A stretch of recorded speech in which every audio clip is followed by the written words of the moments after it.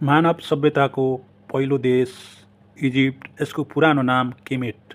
केमेट किन भनियो भने नाइल नदीले पुरा कालो माटो बगाएर ल्याइदिन्थ्यो र त्यो उक्त कालो माटो उर्वर भूमिको रूपमा प्रयोग हुन्थ्यो। त्यसपश्चात किसानहरूले कृषि उब्जाउने गर्थे, त्यसैले यसलाई केमेट भनेर चिनियो। यो देश मानव सभ्यताको एकदमै पुरानो देश भएको मानिन्छ।